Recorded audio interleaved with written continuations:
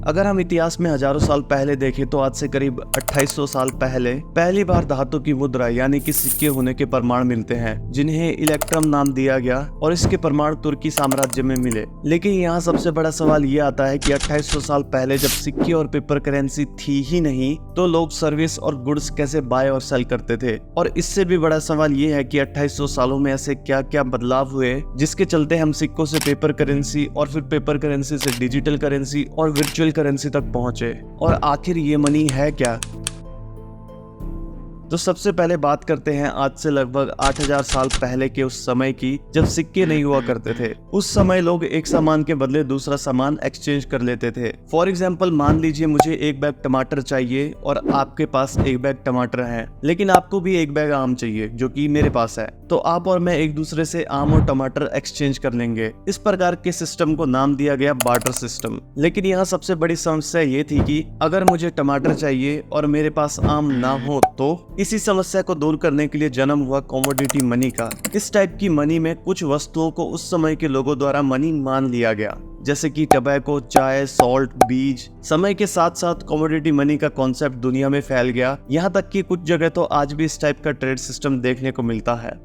सालों तक लोग इन सभी वस्तुओं को मनी मानकर ट्रेड करते रहे, लेकिन कमोडिटी मनी में सबसे बड़ी समस्या थी उसे स्टोर करने की। जैसे कि एक इंसान ने एक सामान के बदले टबैको ले ली, लेकिन वो टबैको कुछ समय बाद खराब हो जाती। इस समस्या से निजात पाने के लिए लोगों ने प्रकृति से मिली चीजें, जैसे कि इंडिया में कौड़ी को मनी का बेसिस बनाया। और वो कहावतें भी आपने सुनी होंगी कि कौड़ियों के भाव बिकना, 2 कौड़ी का आदमी, इस बात की तरफ इशारा करते हैं कि कौड़ी का यूज मनी के रूप में होता था। इंडिया के अलावा यूरोप में भी इस बात के साक्ष्य मिलते हैं। फिजी में व्हेल के दांत का यूज मनी के रूप में होता था।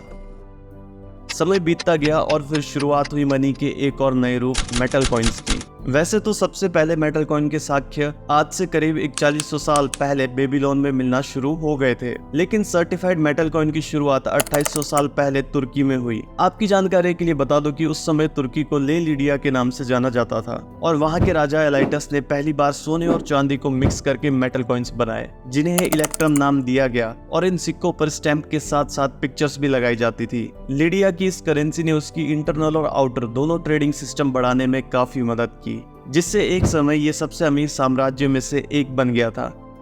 फिर आता है मनी का वो दौर जो आज भी चलन में है। मैं बात कर रहा हूँ पेपर करेंसी की। इस बारे में तो हम सभी जानते हैं कि कागज का आविष्कार सबसे पहले चाइना में हुआ था, तो इस बात में कोई शक नहीं कि नोट्स भी सबसे पहले चाइना में ही मनी के रूप में यूज किए गए। चाइना के झेंजोंग साम्राज्य ने 10th सेंचुरी में सबसे पहले पेपर करेंसी यानी कि नोट्स की शुरुआत की। और उस समय सोने या चांदी को लेकर सफर करने से इनकी चोरी होने का डर भी रहता था, तो सोने चांदी के बदले पेपर के प्रोमिसरी नोट्स दिए जाने लगे। क्योंकि कागज का पेपर हल्का होता था और इसे लेकर सफर करना आसान होता था, ऐसे में कागज के प्रोमिसरी नोट्स तेजी से प्रचलन में आए और धातु की मुद्रा को उन्होंने चलन से बाहर कर दिया। और इसी कागज के नोट के साथ डेवलपमेंट हुआ एक ऑर्गेनाइजेशन का, जिन्हें आज हम बैंक कहते हैं। इन बैंक्स ने कागज की नोटों की सिक्योरिटी और अपना पैसा जमा करने पर प्रॉफिट देने का बिजनेस शुरू किया। 19वीं शताब्दी के एंड तक बैंक्स रेस्पेक्टेबल ऑर्गेनाइजेशंस के रूप में उभरने लगे और यहीं से रिजर्व बैंक का कॉन्सेप्ट लोगों ने सीख लिया था। लेकिन यहाँ भी लोग एक प्रॉब्लम को फेस कर रहे थे कि बैंक में अपना सारा पैसा जमा करवाने के बाद अगर उन्हें उसकी जरूरत पड़ती तो उन्हें बैंक जाना पड़ता था। इसी प्रॉब्लम के सॉल्यूशन के लिए मनी का एक और कॉन्सेप्ट आया और वो कॉन्सेप्ट था प्लास्टिक मनी, यानी कि क्रेडिट या डेबिट कार्ड। प्लास्टिक मनी का कॉन्सेप्ट लोगों को बहुत ज्यादा पसंद आया क्योंकि करेंसी एक्सचेंज और ज्यादा सुरक्षित और आसान हो गई। इसके बाद IBM ने 1960 में इस कार्ड में मैग्नेटिक स्ट्राइप को जोड़ दिया और 1990 के बाद इन कार्ड्स में माइक्रोचिप आने लगी। कुछ सालों तक तो सब कुछ सही चलता रहा, लेकिन समय बीतने के साथ साथ क्रेडिट कार्ड फ्रॉड और हैकिंग के चलते एक बार फिर से लोग प्रॉब्लम फेस करने लगे। इस तरह के फ्रॉड्स में लोगों की जीवन भर की कमाई बैंक से पलक झपकते ही गायब हो जाती थी। वैसे क्रेडिट कार्ड और डेबिट कार्ड का यूज लोग आज भी करते हैं। बात करते हैं आज के मनी के रूप की, तो वो है डिजिटल मनी, जिसने काफी हद तक क्रेडिट कार्ड के फ्रॉड और हैकिंग की समस्या से निजात दिलाने में महत्वपूर्ण भूमिका निभाई।